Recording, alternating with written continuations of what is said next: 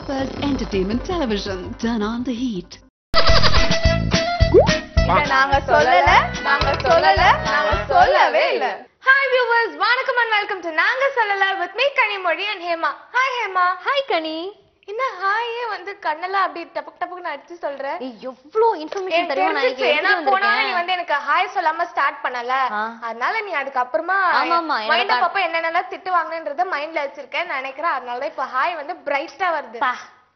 ஆனா நான் வந்து இந்த தடவை வந்து சுறுசுறுப்பா நான் ஆரம்பிக்க போறேன். ஏன்னா வந்து ஃபர்ஸ்ட் விஷயமே நான் ஒரு சுறுசுறுப்பான ஒரு மனுஷனை பத்தி தான் சொல்ல போறேன்.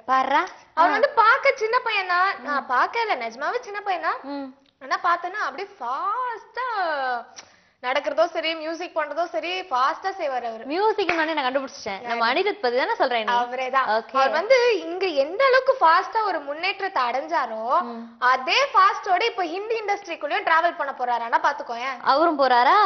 ஏன் அவரும் போறாரா சொல்ற? இல்லப்பா, நிறைய பேர் போயிட்டாங்கல்ல. இங்க ஆக மாட்டாரு. அவர் அங்கேயும் பண்ணுவாரு இங்கேயும் பண்ணுவாரு. ஓகேவா? அந்த மாதிரிதான். கத்தி படத்துல வந்து பயங்கரமான ஒரு மியூசிக்க நம்ம எல்லாருக்குமே கொடுத்தாரு. கத்தி படத்துல எல்லா சாங்குமே சும்மா சொல்லக்கூடாது, சூப்பரா இருந்துச்சு. அந்த தீம் மியூசிக்க வந்து சும்மா பயங்கரமா கலக்கி இருந்தாரு இல்லையா?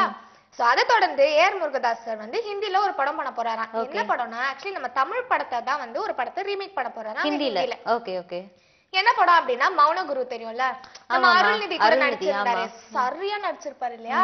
ஆனா அந்த படத்துல ஒரு ட்விஸ்ட், ரீமேக் மட்டும் இல்லாம அதுலயும் ஒரு ட்விஸ்ட் வேற நம்ம ஏஆர் முருகதாஸ் சார் வந்து ஹிந்தில வச்சிருக்காரு. என்ன அப்படின்னா தமிழ்ல வந்து அருள்நிதி தானே நடிச்சாரு, ஆனா ஹிந்தில அதே கேரக்டர் வந்து சோனாட்சி சின்ஹா நடிக்க போறாங்களா. ஓ, இங்க மேல் கேரக்டர் அங்க அப்படியே ஃபீமேலா மாறுதா? Okay okay. அவங்க நடிக்க போறாங்களா. அந்த படத்துக்கு தான் வந்து நம்ம அனிருத் வந்து மியூசிக் போட போறாரா. பாரா, சம ஆப்பர்சூனிட்டி இல்ல? ஆமா, நிஜமாவே சூப்பரான ஒரு ஆப்பர்சூனிட்டி தான் இது. அண்ட் அவரோட ஃபர்ஸ்ட் படமும் அதானே ஹிந்தில இருக்கு. அனிருத்க்கு அதான் ஃபர்ஸ்ட் மூவி. இங்க கத்தி படம் ஏஆர் முருகதாஸ் சார் கூட பண்ணார்ல, அவங்களுக்குள்ள வந்து செம்ம கெமிஸ்ட்ரி வொர்க் அவுட் ஆகி இப்போ ஹிந்திலயும் அவங்க ரெண்டு பேரும் சேர்ந்து ஒரு படம் பண்ண போறாங்க. சூப்பர். இந்த மாதிரி இவங்களுக்கு வந்து எந்த மாதிரி?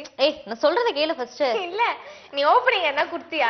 ஓபனிங் இதான் ஓபனிங் கேளு. நீ தான் கண்டுபிடிக்கணும். எந்த மாதிரி நீ தான் கண்டுபிடிக்கணும். இவங்களுக்கு வந்துட்டு ஸ்கின் அலர்ஜி இருக்கு, அதனால தான் இவங்க வந்துட்டு கிளாமரா நடிக்கிறனால வந்து கிளாமர் ஸ்கின் அலர்ஜி அப்படினாலே இப்போ ஒரே ஆள் தான் இருக்காங்க. சமந்தா. Okay right. நான் சமந்தா பத்தி சொல்ல போறேன். கொடுக்கறாங்க நம்ம, நான் கண்டு வர பிடிக்கணும். சொல்ல இல்ல, நீ நிறைய காசிப்ஸ் எல்லாம் கிராஸ்ப் பண்ற இல்லையா? சோ நீ ஞாபகம் வச்சிருக்கியா அப்படி நான் டெஸ்ட் பண்றேன் அடிக்கடி. வேற ஒண்ணும் இல்ல, அதுலதான் கில்லி மாதிரி பண்ணுவேன். சமந்தா வந்து என்ன விஷயம் அப்படின்னா, அவங்க அடிக்கடி வந்து அவங்கள பத்தி ஏதோ நிறைய பொருளெல்லாம் வந்துகிட்டே இருக்கு இல்லையா? அதனால அவங்க வாரம் பயங்கரமா டென்ஷன் வேற ஆகி அவங்களுக்கு இப்ப பிபி டெஸ்ட் பண்ணா அப்படியே உச்சகட்டத்துல இருக்கும்னு நினைக்கிறேன். இந்த வாரமும் டென்ஷன் ஆயிட்டாங்க. ஐயோ. ஓகேவா? என்ன சொல்லிருக்காங்கன்னா, ஹைதராபாத்ல வந்துட்டு அவங்களோட பேட்டி ஒண்ணு நடந்துகிட்டு இருந்திருக்கு. அப்போ வந்து நம்ம ஆளுங்க தான் சும்மா இருக்க மாட்டாங்களா, எப்படி கொக்கி போட்டு ஏதாவது வருதா அப்படின்னு பாத்துட்டு இருப்பாங்களா. சோ அதே மாதிரி நிறைய கேள்வி கணைகள் எல்லாம் தொடுத்திருக்காங்க. அதுக்கு அவங்க வந்துட்டு அப்படியே பொறுமையா பதில் சொல்லிட்டு இருந்திருக்காங்க. ஒருத்தர் கேட்டிருக்காரு. அதுக்கு என்ன கேட்டிருக்காரு அப்படின்னா, உங்க படங்கள்ல வந்து சில படங்கள் தான் ஹிட் ஆகுது, பல படங்கள் வந்துட்டு தோல்வி ஆகுதே, அதுக்கு வந்துட்டு நீங்க வந்து என்ன சொல்ல விரும்புறீங்க அப்படின்னு கேட்டிருக்காங்க. சோ ஃபர்ஸ்ட் எல்லாம் நீ அவங்க படங்கள்லாம் நடிச்சது பத்தின இந்த பானா காத்தாடி, அந்த மாதிரி மாஸ்கோவில் காவேரி, அந்த கேரக்டர் வந்து அவங்களுக்கு அவ்வளவு வெயிட்டான கேரக்டரும் கிடையாது. சோ வந்த புதுசு அப்பெல்லாம் வந்து சில படங்கள் வந்து எதிர்பார்த்த அளவுக்கு ஓடாம இருந்துச்சு இல்லையா? சோ அப்படியெல்லாம் வந்து கேட்கும் போது அவங்க வந்து செம்மையா டென்ஷன் ஆகி, என்ன ஒவ்வொரு இதுக்கும் வந்துட்டு என்ன ஏதாவது சொல்லிக்கிட்டே இருக்கீங்க, என்ன நினைச்சுக்கிட்டு இருக்கீங்க அப்படின்னு சொல்லி செம்மையா டென்ஷன் ஆயிட்டாங்க. டென்ஷன் ஆயிட்டு, என்னோட படம் வந்து வெற்றி தோல்வி எது நடந்தாலும் வந்து எனக்கு எதுவுமே பொறுப்பு கிடையாது, நான் எதுக்குமே பொறுப்பு கிடையாது, இந்த ரோல் வந்து எனக்கு நீங்க தான் கொடுக்கணும் அப்படின்ட்டு நான் போய் கேட்கல, டைரக்டர் என்னோட ப்ரொடியூசர் தர ரோலை தான் நான் வந்து ஆக்ட் பண்ணிட்டு இருக்கேன். சோ வெற்றி தோல்வி எது வந்தாலும் என்னோட ப்ரொடியூசர் கிட்ட தான் கொடுத்துருவேன். பட் என்னோட படம் வந்து சில படங்கள் நல்லா எதிர்பார்த்த அளவுக்கு ஓடாத படங்கள் எல்லாம் இருக்கு இல்லையா, அதுல கூட நான் நல்லா நடிச்சிருக்கேன். என்னோட ஃப்ரெண்ட்ஸ் எல்லாம் எனக்கு கால் பண்ணி சொல்லுவாங்க, நிறைய வந்துட்டு குட் கமெண்ட்ஸ் எனக்கு வந்திருக்கு. அண்ட் என்ன சொல்லியிருக்காங்கலாம், சப்போஸ் வந்து உங்களுக்கு பட வாய்ப்புகள் வரல, உங்களுக்கு நடிக்க வரலன்னா என்ன பண்ணுவீங்க அப்படின்னு கேட்டோன்னே, ஆமா என்ன பண்ணுவீங்க அப்படின்னு கேட்டோன்னே, உடனே நான் சினிமா விட்டு போயிடுவேன் அப்படின்னு சொல்லிட்டாங்களாம். சோ பாரு, அந்த பொண்ணு எது கேட்டாலும் வந்து இல்ல, நடிச்சுக்கிட்டு இருக்கும் போதே நான் வந்து பீக்ல இருக்கும் போதே சினிமா விட்டு போயிடுவேன், நடிக்க வரலன்னா சினிமா விட்டு போயிடுவேன், இல்ல நான் நினைக்கிறேன் சொல்லிக்கிட்டே இருக்காங்க, பிளானோட இருக்காங்கன்னு நினைக்கிறேன். இருக்கலாம், மேபி இருக்கலாம். அதை இன்னும் வந்து எக்ஸிக்யூட் பண்ணாம இருக்காங்க. ஆனா இந்த மாதிரி அடிக்கடி சொல்றவங்க தான் வந்து நல்லா ஸ்ட்ரே பண்ணி இருப்பாங்க. அடுத்துதான் யார பத்தி சொல்ல போறேன்னா, அவர் வந்து என்றுமே மன்மதன். மன்மதனா நீ உடனே வந்து சிம்புலாம் நினைச்சுக்காத. அவர் வந்து ரீசெண்டா ஆன மன்மதன், ஓகேவா? இவர் வந்து அப்போதுல இருந்தே காலேஜ் கேர்ள்ஸ்க்குலாம் வந்து அப்படியே ஹார்ட் த்ரோப் அப்படின்னு கூட சொல்லலாம். நம்ம மாதவன் பத்தி தான் சொல்ல போறேன். மாதவன் வந்து ரொம்ப நாளா நம்ம தமிழ் இண்டஸ்ட்ரியில காணோம்ல. ஆனா இப்போ ஹிந்தில ஒரு படம் நடிச்சிட்டு இருந்தார். ஒரு படம் ரீமேக் பண்ண போறாங்க அப்படின்னு சொல்லிருந்தாங்கல. இல்ல, அவர் ஹிந்தில ஏற்கனவே ஒரு படம் நடிச்சாரு. அந்த படம் வந்துட்டு ரொம்ப சக்சஸ்ஃபுல் ஆனோனே செகண்ட் பார்ட் எடுக்க போறாங்க அப்படி இப்படின்னு சொன்னாங்க. இப்போ அத தொடர்ந்து இன்னொரு படத்துல நடிக்க போறாரா. அந்த படத்துல தான் வந்து குத்து சண்டை வீரரா நடிக்க போறாராம். வாவ், சூப்பர்ல. இது சாக்லேட் பாயா பார்த்து இப்போ ஒரு ஆக்ஷன் ஹீரோவா பார்க்க போறோம். ஆமா, ஆக்ஷன் ஹீரோவா இருந்தா கூட கண்டிப்பா அந்த சாக்லேட் பாய்க்கான ஒரு டச் அந்த படத்துல கண்டிப்பா இருக்கும்னு நினைக்கிறேன். ஏன்னா மாதவன் இருந்தா அதுல ஒரு ரொமான்ஸ் அப்படிலாம் இல்லன்னா அது எப்படி நம்மளாலலாம் அக்செப்ட் பண்ணிக்க முடியாது இல்லையா? சோ அந்த மாதிரி ஒரு குத்து சண்டை வீரர் முகமது அலி இருக்காருல்ல, ஆமா, அவரோட லைஃப் ஸ்டோரி மாதிரி தான் எடுக்க போறாங்க போல இருக்கு. சோ அவராதான் நடிக்க போறாரு இவரு. ஏற்கனவே இந்த மாதிரி ஒரு படம் வந்துருந்துச்சு தெரியுமா ஹிந்தில? மேரி கோம் இருக்காங்க இல்லையா, அவங்களோட வாழ்க்கை வரலாறு வந்து பிரியங்கா சோப்ரா பண்ணாங்க இல்லையா? அந்த மாதிரி போல இருக்கு. முகமது அலியை பேஸ் பண்ணினா ஒரு கதையா இது. அதுல மாதவன் தான் முகமது அலியாவே நடிக்கிறாரு. அது மட்டும் இல்லாம எக்ஸ்ட்ரா ஒரு இன்ஃபர்மேஷன் என்னன்னா, இந்த படத்துக்காக 15 kg குறைச்சிருக்காராம். அண்ட் அது மட்டும் இல்லாம அமெரிக்காக்கு போய் குத்து சண்டையெல்லாம் பயங்கரமா பிராக்டிஸ் எடுத்து பயங்கரமா ஜிம்முக்குலாம் போய் உடம்புல இழைச்சிட்டு சும்மா வந்திருக்காரா நம்ம மாதவன். சோ இப்ப இருக்க ஆக்டர்லாம் வந்துட்டு அதுல அப்படியே இன்வால்வ் ஆயிடுறாங்கல்ல. கண்டிப்பா. கனி, நம்ம இந்த பேச்சுவார்த்தையில வந்து நிறைய விஷயங்கள் சொல்லியிருக்கோம் இல்லையா? அதுல ஒண்ணு என்ன அப்படின்னா, இந்த ஹீரோயின்ஸ் எல்லாம் வந்து புதுசா வர ஹீரோயின்ஸ் வந்து கொஞ்சம் படம் தான் நடிக்கிறாங்கப்பா, அதுக்கப்புறம் வந்துட்டு எல்லாரும் கல்யாணம் பண்ணிட்டு போயிடுறாங்க. தெரிஞ்ச விஷயம் தானே. அப்புறம் வந்து ஃபர்ஸ்ட் படத்துல வந்து ரொம்ப ஹோம்லியா நடிக்கிறாங்க, அதுக்கப்புறம் கிளாமரஸா போயிடுறாங்க, இந்த மாதிரிலாம் சொல்லியிருக்கோம் இல்லையா? அந்த வரிசையில வந்து ஒரு ஆள் இப்ப வந்து மாட்டிருக்காங்க. யாரு அப்படின்னா நம்ம அமலாபால். அவங்களுக்கு கல்யாணம் ஆயிடுச்சு இல்லையா? இப்ப என்ன விஷயம் அப்படின்னா, திருமணத்துக்கு அப்புறமும் வந்து அமலாபால் தொடர்ந்து நடிக்கலாம் அப்படின்னு சொல்லி விஜய் சொல்லிட்டாராம். அவர் சொன்னாரால சொல்ல வச்சாங்களான்னு தெரியல. ஆமா, என்ன விஷயம்னா மிலி அப்படின்னு சொல்லிட்டு ஒரு படத்துல நடிக்கிறாங்க. தமிழ் படம் இல்ல, மலையாள படம். மிலி அப்படின்னு சொல்லிட்டு அந்த படத்துல வந்து இவங்க லீட் ரோல் பண்ணிருக்காங்களா. என்ன கேரக்டர்னு கேட்டா நீ அப்படியே அதிர்ந்துருவ. என்ன அப்படின்னா ஸ்கூல் கேர்ள் கேரக்டர் பண்ணிருக்காங்களாம். ஆமா ஆமா. இப்ப என்னன்னா அவங்களே வந்து ரொம்ப எக்ஸைட் ஆயிட்டாங்களாம். கல்யாணம் ஆயிடுச்சு அப்படிங்கறதையும் தாண்டி என்னோட நடிப்பு திறமைக்கு ஏத்த மாதிரி ஒரு கேரக்டர் கொடுத்திருக்காங்க. அண்ட் நான் வந்து மலையாளத்துல மட்டும் இல்ல, கண்டிப்பா வந்து நல்ல கதை கிடைச்சதுன்னா தமிழ்லயும் ஆக்ட் பண்ணுவேன் அப்படின்னு சொல்லிருக்காங்க அமலாபால். அடுத்ததான் யார் பத்தி சொல்ல போறேன்னா, நான் வந்து எப்ப பாரு அடுத்ததா சொல்றல, அது மாத்தணும்னு நான் நினைக்கிறேன். சோ அதனால இப்ப என்ன சொல்ல போறேன்னா, அதான் சொல்லிட்டியே, சொல்லு. நான் என்னோட டார்லிங் பத்தி சொல்ல போறேன்.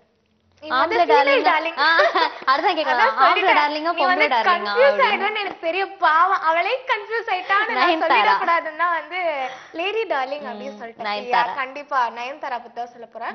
நயன்தாரா வந்து ஃபேமிலி கூடவே நிறைய டைம் ஸ்பெண்ட் பண்ணணும்னு நினைக்கிறாங்களா என்னன்னு தெரியல எனக்கு. இப்ப ரீசெண்டா என்ன ஆச்சுன்னா, இந்த புது கடைலாம் ஓபன் பண்ணாக்கா ஹீரோ ஹீரோயின்ஸ் வச்சு ஆட் எடுப்பாங்க. அண்ட் ஓபனிங் செரமனிக்கு வந்து இவங்க கெஸ்டா வராங்க. ஓபனிங் செரமனிஸ்க்கு வந்து இன்வைட் பண்ணுவாங்க. அந்த மாதிரி ஆட்லாம் வரும். ஆனா என்னோட டார்லிங் என்ன சொல்லிருக்காங்கன்னா, எனக்கு வந்து அந்த பணம் எல்லாம் முக்கியம் இல்ல, நான் வந்து இனிமேல் அந்த மாதிரி ஓபனிங் செரமனியோ இல்ல ஓபனிங் செரமனி ஆடுக்கு நடிக்கிறதோ அந்த மாதிரி விஷயத்துல நான் ஈடுபட மாட்டேன் அப்படின்னு சொல்லியிருக்காங்க. இவங்க நடிச்சு கொடுத்தா அந்த ஓபனிங் செரமனிக்கும் அவங்களே தான் போய் ஆகணும் இல்லையா? அதனால வந்து எனக்கு டைம் தான் லாஸ் ஆகுது. ஏன்னா நான் போன அப்புறம் தான் பூஜை போடுவாங்க. எப்படியும் செலிபிரிட்டி வந்த அப்புறம் தானே கடைக்கு பூஜை போடுவாங்க. ஆனா அது மட்டும் இல்லாம டிஃப்ரெண்ட் இப்போ நகை கடைக்கோ துணி கடைக்கோலாம் நான் அந்த மாதிரி செரமனிக்கு போனாக்கா பல விதமான சாரீஸ் கொடுத்து அதை கட்டி அதுக்கு போட்டோ ஷூட்டுக்கே பல மணி நேரம் ஆயிடுது. அண்ட் அந்த போட்டோ ஷூட் எல்லாம் எடுத்து ப்ரிசர்வ் பண்ணி வச்சுக்கிறாங்க. அண்ட் பேனர் எல்லாம் போட்டு வைக்கிறாங்க.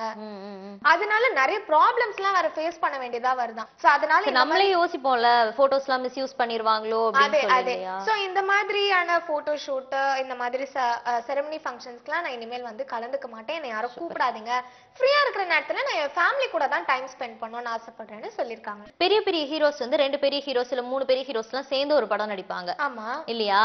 நிறைய பேர் வந்து நிறைய அந்த மாதிரி ஹிந்தில அப்படி நடிக்கறாங்க என்ன இல்லப்பா முன்னாடி வந்து நிறைய ஹிந்தில தான் அந்த மாதிரி நடிச்சிட்டு இருந்தாங்க ஸ்டார்ட் பண்ணி வெச்சது இல்லையா ஓகேவா இப்போ தமிழ்ல வந்து கெஸ்ட் ரோல் பண்ணுவாங்க இல்ல ஃப்ரெண்ட் ரோல் பண்ணுவாங்க நண்பன்ல கூட 3 பேர் சேர்ந்து நடிச்சிருப்பாங்க இல்லையா சோ அந்த மாதிரி இருக்கும்போது நம்ம தமிழ் ரசிகர்களுக்கெல்லாம் வந்து இப்போ நிறைய பேர் ஆவலா காத்துட்டு இருக்காங்க விஜயும் அஜித்தும் எப்ப சேர்ந்து நடிப்பாங்க அப்படின்லாம் சொல்லி இல்லையா அந்த மாதிரி முன்னாடி வந்து ஒரு டாக் இருந்துச்சு ரஜினியும் கமலும் சேர்ந்து நடிப்பாங்களா அப்படின்னு சொல்லி ஆனா ஆக்சுவலா அவங்க நடிச்சிருக்காங்க இல்லையா அவங்க வந்து ரஜினி சார் வந்து கெரியர்ல வரும்போதே வந்து கமல் சார் கூட தான் ஒரு 2-3 படங்கள் தொடர்ந்து படங்கள் இல்ல நிறைய படங்கள் நடிச்சிருக்காரு அதுக்கப்புறம் கமல் சார் தான் வந்து நீ தனியா நடி உனக்கு நல்ல பேர் கிடைக்கும்னு வந்து இன்ஃபேக்ட் அவர் சொல்லி தான் வந்து அவர் தனியா நடிச்சு பெரிய சூப்பர் ஸ்டார் ஆனாரு இதெல்லாம் தெரிஞ்ச விஷயம் தானே சோ 80ஸ்ல இருந்து 90s வரைக்கும் அந்த பாதி படங்கள்ல வந்து ரெண்டு பேருமே சேர்ந்து தான் நடிச்சிருப்பாங்க அண்ட் அதுக்கப்புறம் அவங்க பிரிஞ்சிட்டாங்க இல்லையா பிரிஞ்சிட்டாங்க மீன்ஸ் ஹீரோவா தனித்தனியா நடிக்க ஆரம்பிச்சிட்டாங்க ஆனா வந்து அவங்களோட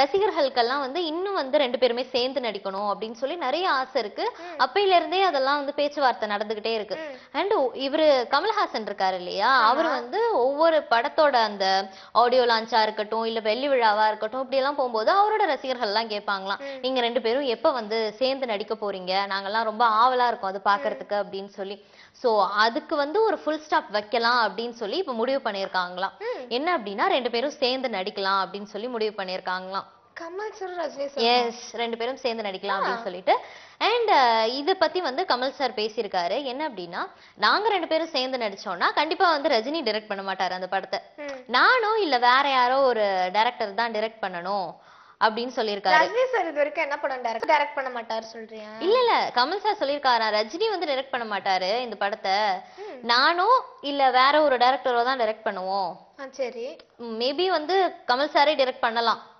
தெனாலி படம் இருக்கு இல்லையா தெனாலி படத்தோட வெள்ளி விழா நடந்துச்சாம் வெள்ளி விழாக்கு வந்துட்டு கமல் சார் வந்து ரஜினி சாரை இன்வைட் பண்ணிருக்காரு சோ எப்படி வந்திருக்காங்க அப்படின்னா இவங்க ரெண்டு பேரும் பைக்ல வந்திருக்காங்க ஓகேவா கமல் சார் வந்துட்டு ஓட்ட ரஜினி சார் பின்னாடி உட்கார்ந்து வந்திருக்காரு ரீசன்ட்டாவா இல்ல முன்னாடியா தெனாலி படம் இருக்குல்ல ஆமா ஆமா தேவயானி ஜோதிகாலாம் சேர்ந்து நடிச்சிருப்பாங்க சோ அந்த படத்தோட வெள்ளி விழா அப்ப வந்துட்டு ரெண்டு பேரும் பைக்ல வந்திருக்காங்க சோ பைக்ல வந்தப்போ ரஜினி சார் ஏறி உட்காரும் போதே கேட்டாராம் பா எனக்கு கீழே தள்ளி விட்டுற மாட்டியே அப்படின்னு சொல்லி உடனே கமல் சார் சொன்னாராம் அவரு பேச்சிலே வந்து நிறைய நுணுக்கங்கள் இருக்கும் கேட்டிருக்கியா அவர் வந்து டைரக்டா சொல்றதை விட இன்டைரக்டா பல விஷயங்கள் சொல்லுவார் எஸ் சோ சொன்னாராம் நான் வந்து உன்னை எப்பயுமே கீழே தள்ளி விட மாட்டேன் அப்படின்னு சொன்னாராம் ரஜினி வந்து அந்த இதுல பேசும்போது சொன்னாராம் கமல் பத்தி எனக்கு ரொம்ப நல்லா தெரியும் அவர் வந்து எனக்கு எப்பயுமே கீழே தள்ளி விட மாட்டேன்னு ஒரு வார்த்தை சொன்னாரு அது வண்டியில இருந்தும் இல்ல சினிமால இருந்தும் இல்ல கமலால நான் எப்பயுமே வந்து விழுந்தது கிடையாது அப்படின்னு சொல்லிட்டு கண்டிப்பா நாங்க ரெண்டு பேரும் சேர்ந்து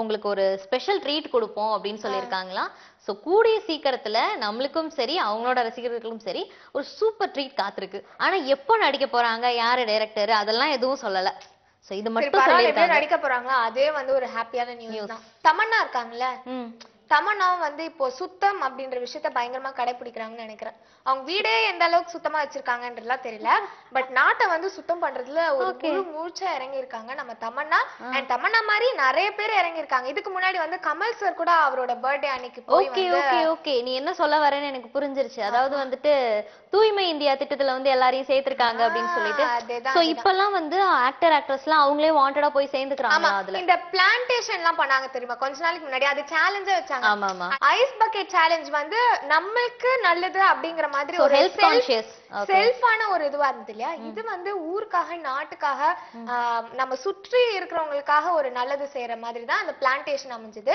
இப்ப அதுக்கு அடுத்தது வந்து சுத்தம் செய்யறாங்களாம் ஒரு ஏரியா செலக்ட் பண்ணி இவங்க எல்லாம் போய் சுத்தம் செஞ்சு ஒரு என்விரான்மெண்ட்டே வந்து ரொம்ப கிளீனான ஒரு என்விரான்மெண்ட்டை வந்து அவங்க உண்டு பண்றதுக்கான முயற்சி எடுத்திருக்காங்க அந்த வகையில தமன்னாவும் வந்து இப்ப ரீசெண்டா ஒரு இடத்துக்கு போய் சுத்தம் பண்ணிருக்காங்க என்ன சொல்லிருக்காங்கன்னா நம்மள நாமே தான் சுத்தம் பண்ணிக்கணும் நம்ம இடம் நம்ம தான் சுத்தம் பண்ணிக்கணும் நம்மளே சுத்தம் பண்ணனா வேற யார் பண்ணுவா சோ இத நான் வந்து ரொம்ப ஹாப்பியாவே இந்த முயற்சி எடுத்து நான் ஸ்டார்ட் பண்ணி வைக்கிறேன் தமன்னா மட்டும் இல்ல சமந்தா கூட அப்படிதான் சுத்தம் பண்ணிருக்காங்க ஒரு 3-4 டேஸ்க்கு முன்னாடி அவங்க கூட வந்து அவங்க வீட்டை சுத்தி உள்ள பகுதியில வந்துட்டு இந்த கார்ப்பரேஷன் ஒர்க்கர்ஸ் எல்லாம் ஒர்க் பண்ணிட்டு இருப்பாங்க இல்லையா சோ அந்த டைமா போயிட்டு அவங்க கூட சேர்ந்து ஒர்க் பண்ணிருக்காங்களாம் கிளீன் பண்ணிருக்காங்களாம் ஸ்ட்ரீட் எல்லாம் சோ எனக்கும் வந்துட்டு இந்த கிளீன் இந்தியா அந்த ப்ராஜெக்ட்ல வந்து இணையணும்னு ஆசை அப்படின்னு சொல்லி சமந்தாவும் சொல்லியிருக்காங்க கோவா இதெல்லாம் நடிச்சிருந்தாங்கல்ல பியா அவங்கள பத்தி தான் நான் இப்ப சொல்ல போறேன் என்ன அப்படின்னா ரொம்ப நாள் கழிச்சு அவங்க ரீஎன்ட்ரி கொடுத்திருக்காங்க. நெருங்கி வா முத்தமிடாதே அந்த படம் இருக்குல்ல, ஆமா அந்த படத்துல வந்துட்டு ஒரு ரோல் பண்ணிருக்காங்க, ஒரு லீட் ரோல் பண்ணிருக்காங்க அந்த படத்துல.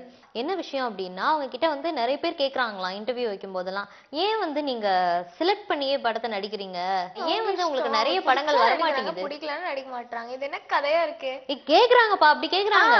ஏன் உங்களுக்கு வந்து நிறைய படங்கள் வர மாட்டேங்குது, நீங்க ஏன் நிறைய படங்களை கமிட் ஆக மாட்டேங்கிறீங்க அப்படின்னு சொல்லி. ஸ்ருதி ஹாசன் தான்ப்பா கரெக்ட். பாத்தா பாருங்க பாக்காட்டி போங்க. சமந்தா கூட அவங்களுக்கு ஏத்த மாதிரி ஒரு கன்வின்சிங் பதில் சொல்லிடுறாங்க இல்லையா. ஆனா ஸ்ருதி ஹாசன் அவனுக்கு வேணா பாரியா வேணா போயா கட்டன் ரைட்டா சொல்லிடுறாங்க. இவங்க கிட்ட கேட்கும் போது சொல்றாங்களா, இல்ல எனக்கு வந்துட்டு ஏத்த மாதிரியான கதைகள் வந்து அமையறது இல்ல.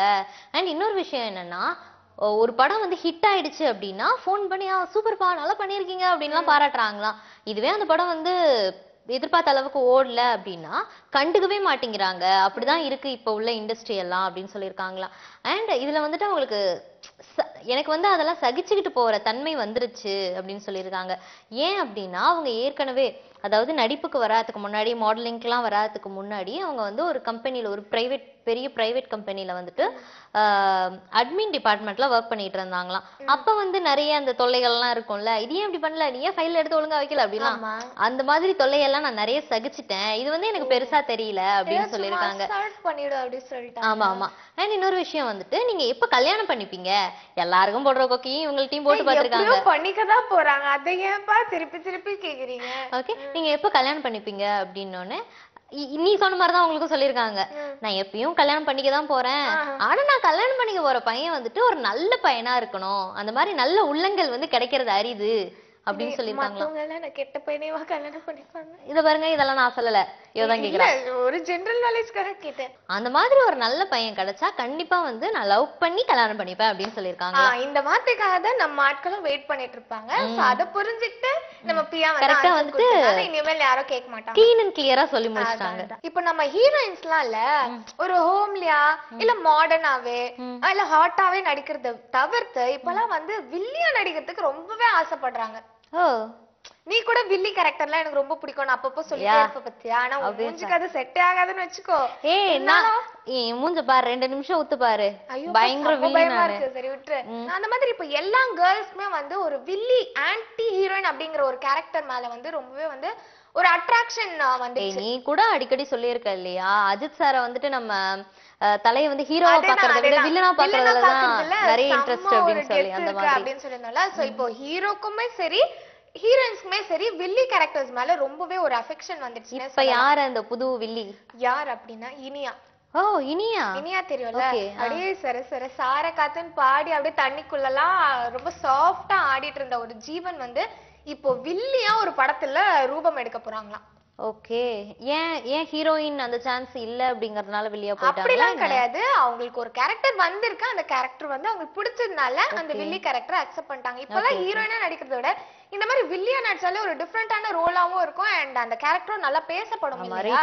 இதுக்கு முன்னாடி வந்து இனியா வந்து வில்லி கேரக்டர்ல நடிச்சிருக்காங்க, நான் சிவப்பு மனிதன் அந்த படத்துல நடிச்சிருக்காங்க. ஆனாலும் அது வந்து அவ்வளோ பேசப்படுற ஒரு கேரக்டரா அமையல இல்லையா. ஆக்சுவலா வந்து அவங்க ஃபர்ஸ்ட்ல நல்ல பொண்ணு மாதிரியே வந்து லாஸ்ட்ல தான் அவங்களோட சுயரூபமே தெரியும். இதுல வந்து நான் நினைக்கிறேன் ஒரு பயங்கரமான ஒரு வில்லி ரோல் இருக்கும், ஸ்டார்டிங்ல இருந்து இவங்க தான் மெயினான வில்லி அப்படிங்கிற மாதிரி நடிக்கிறாங்கன்னு நினைக்கிறேன் நானு.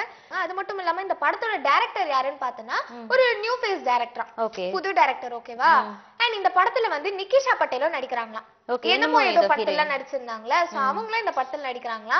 சோ இனியா வந்து திரும்பவும் ஒரு வில்லி கேரக்டர்ல என்டர் ஆக போறாங்க. என்ன மாதிரியான வில்லி கேரக்டர், பயங்கர டெரரா நடிக்கிறாங்களா அப்படி இப்படின்னு நம்ம படம் வந்து பேர் பார்த்து. ஆனா வந்து எனக்கு என்ன தோணுது அப்படின்னா, ரம்யா கிருஷ்ணன் மேம் இருக்காங்க இல்லையா, அவங்க வந்து ஹீரோயினா இருந்தாலும் அழகா இருப்பாங்க, வில்லியா இருந்தாலும் அழகா இருப்பாங்க. அவங்க தனிப்பா, இவங்க ஹீரோயினா பார்த்தாலும் அழகா இருக்காங்க, வில்லியா பார்த்தாலும் நல்ல செம்ம லுக் வருது. ஆமா, ஆனாலும் இவங்களும் அழகுதான், நான் இல்லன்னு சொல்ல.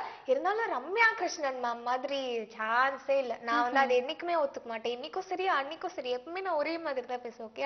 இப்ப நம்ம தமிழ் சினிமா இண்டஸ்ட்ரியிலே வந்துட்டு நிறைய பேர் வந்து லவ் பண்ணி மேரேஜ் பண்ண ஆரம்பிச்சிட்டாங்கல்ல. இப்ப ரீசெண்டா ஒருத்தவங்க வந்துட்டு இந்த மாதிரி லவ் பண்ணி மேரேஜ் பண்ணிருக்காங்க. யாருன்னு கண்டுபிடி பார்க்கலாம். இது அமலா போலாம். இல்லப்பா, அவங்க முன்னாடி ஆயிடுச்சு.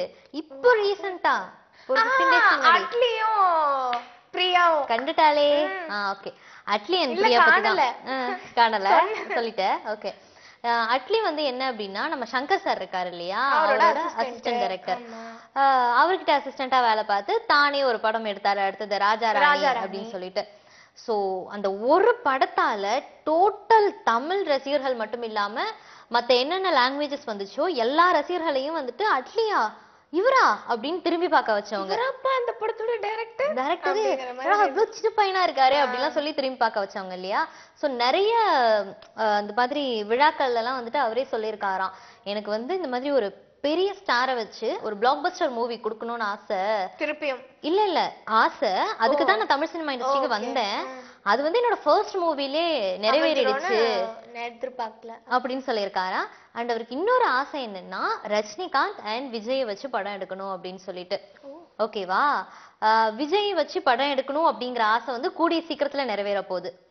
தனித்தனியா வச்சு படம் எடுக்கணும். நான் நினைச்சேன் ரெண்டு பேருமே ஒரே படம். இல்ல விஜய் வச்சு படம் எடுக்கணும் அண்ட் ரஜினி வச்சு படம் எடுக்கணும். ரெண்டு பேருமே ஹீரோ ஆச்சே. ரஜினி சாருக்கும் அப்பா கேரக்டர் கொடுக்க முடியாது, விஜய் சாருக்கும் வந்து ஹீரோ தவிர்த்து வேற சைடு ரோலாவும் கொடுக்க முடியாது. இது எப்படி சாத்தியமாகும்னு யோசிச்சு தனித்தனியா வச்சுதான் எடுக்கணும் அப்படின்னு சொல்லிட்டு விஜய் வச்சு படம் எடுக்க போறாரு அட்லி. என்ன அப்படின்னா அந்த மாதிரி பேச்சுவார்த்தை எல்லாம் நடந்துகிட்டு இருந்துச்சு. விஜய் கூட ஓகே சொல்லிட்டாராம். மாரிசன் படம் போயிட்டு இருக்கு இல்லையா, அதோட ஷூட் வந்து ஸ்டார்ட் பண்ணிட்டாங்க. இது முடிஞ்சதுக்கு அப்புறம் அட்லியோட படத்துல நடிக்கலாம் அப்படின்னு இருக்காராம் விஜய். இதுக்கு இடையில அட்லி என்ன பண்ண போறாரு அப்படின்னா, இப்ப வந்து அவருக்கு கல்யாணம் ஆயிடுச்சு இல்லையா, சோ அவர் வந்து ஹனிமூன் போறாராம். அதுதான் நான் கேட்க வந்தேன் அதுவா அப்படின்னு. சோ ஃபாரினுக்கு வந்து ஹனிமூன் போறாராம். ஹனிமூனை முடிச்சுட்டு வந்த கையோட விஜய் படத்தை வந்து ஸ்டார்ட் பண்ணலான்னு இருக்காராம் அட்லி. விஜய் சார் படம் இருக்குல்ல, சிம்புதேவன் சாரோட டைரக்ஷன்ல விஜய் நடிக்க போறாங்க. மாரீசன் அப்படின்னு கூட போனாரு நம்ம சொன்னா, அதேதான் டூயல் ரோல். ஸ்ரீதேவி மேம் நடிக்கிறாங்க. அண்ட் அது மட்டும் இல்லாம இப்ப பார்த்தாக்கா ஹன்சிகா நடிக்கிறாங்களா, ஸ்ருதி ஹாசன் நடிக்கிறாங்களா. ஒரே ஜாலி தான் இந்த படத்துல. பெரிய பெரிய ஆக்ட்ரஸ் பட்டாளம்லாம் வந்து இருக்காங்கல்ல உள்ள. பட்ஜெட் தான் பெரிய பட்ஜெட், செட் தான் பயங்கரமா இருக்கும். நம்ம ஹீரோவும் பெரிய ஹீரோ அப்படின்னு நினைச்சா கூட நடிக்கிற ஆர்டிஸ்டுமே வந்து ரொம்ப பெரிய பெரிய ஆட்கள் தான் இருக்காங்க. இப்போ வரைக்கும் நான் கலெக்ட் பண்ண இன்ஃபர்மேஷன்ஸ்ல வந்து ஸ்ரீதேவி மேம் இருக்காங்க, ஹன்சிகா இருக்காங்க, ஸ்ருதி ஹாசன் இருக்காங்க. இவங்களே போதாதா? இதுவே ஒரு பெரிய பட்டாளம் தானே, பெரிய ஸ்டார்ஸோட பட்டாளம் இல்லையா. சோ இந்த மாதிரி நிறைய விஷயங்கள்லாம் அடங்கி இருக்கு. இந்த படத்தோட சாங் சீக்வென்ஸ் நடந்துட்டு இருக்கான். ஓகே, ஷூட் ஸ்டார்ட் பண்ணிட்டாங்க. ஆக்சுவலா வந்து இந்த தர்பார் செட் போடுறதுக்கு லேட்டா ஷூட் ஸ்டார்ட் பண்ணலாம். அதனால மேபி சாங் சீக்வென்ஸ்ல இருந்து ஆரம்பிச்சிட்டாங்க போல இருக்கு. நான் அந்த சீக்வென்ஸ்க்கு வந்து எத்தனை டான்சர்ஸ்னு கேட்டேன்னா ஃபாரின்ல இருந்து 100 டான்சர்ஸ் கிட்ட வந்து இறக்கி இருக்காங்களாம். ஓ, ஃபாரின் டான்சர்ஸ். அதுலயும் hundreds and hundreds of foreign dancers தான் பாத்துக்கோங்க. சோ அவ்ளோ சாங் சீக்வென்ஸே பாரு எவ்வளவு பிரம்மாண்டமா இருக்குன்னா.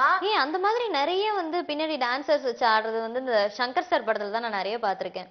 ஆமா, ரோடு முடியற வரைக்கும் ஆடுவாங்க. வந்து சங்கர் சார் லெவலுக்கு தான் எடுக்கறாங்கன்னு நினைக்கிறேன் நான். அண்ட் இந்த படத்தோட ப்ரொடியூசர் யாருன்னு பார்த்தா நம்ம விஜய் சாரோட பிஆர்ஓ தான் ப்ரொடியூசர். ஓகே, 9ல குரு படம்ல டைரக்ட் பண்ணிருந்தார்ல. ஆமா, வினய் படம். அதுதான். அதுல கூட வினய்க்கு வந்து சம்பந்தமே இல்லாம ஒரு குண்டு பொண்ணு தான் பேரா கொடுத்துருவாங்க. ரைட். அதுல வந்து பிரேம்ஜி இருந்தாரு, லக்ஷ்மி ராய் லக்ஷ்மி இருந்தாங்க. நிறைய பேர் வச்சு அந்த படத்தை டைரக்ட் பண்ணியிருந்தார்ல. சோ அதை தொடர்ந்து இப்போ இந்த படத்தையும் வந்து இவர் தான் ப்ரொடியூஸ் பண்றாராம். இப்ப பார்த்தா தெரியுது இந்த மூவிக்குள்ள எவ்வளவு விஷயம் அடங்கி இருக்கு. நீ வந்து பக்கத்துல எப்பவுமே இந்த மாதிரி ஒரு அறிவாலே பக்கத்துலயே வச்சுக்கணும்னு சொல்றது. ஏன்னா நீ தத்தி மாதிரி ஒண்ணுமே தெரியாம அது விஜய் சாரோட படத்தை பத்தி தெரியாம உட்கார்ந்து இருக்க. என்ன பண்றது, உனக்காக எல்லா இன்ஃபர்மேஷனும் நான் கலெக்ட் பண்ணிட்டு வர வேண்டியதா இருக்கு. ஓகே ஹேமா, நம்ம வந்து போன வாரம் மாதிரியே வந்து இந்த வாரமும் எக்ஸ்ட்ரா, போன வாரத்தை விட அதுக்கு முந்தின வாரத்தை விட ஒரு வாரம் நம்ம எக்ஸ்ட்ரா இன்ஃபர்மேஷன் எல்லாம் சூப்பரா கொடுக்குறோம்ல. சோ அதுக்கு எந்த விதமான குறைச்சலும் இல்லாம இந்த வாரமும் சூப்பரான இன்ஃபர்மேஷன் சொன்னோம். சோ இந்த மாதிரி பல விஷயங்கள் சொல்லி இருக்கிறதுனால நம்ம இப்ப என்ன சொல்ல போறோம் அப்படின்னா, நாங்க சொல்லல, நாங்க சொல்லவே இல்லை.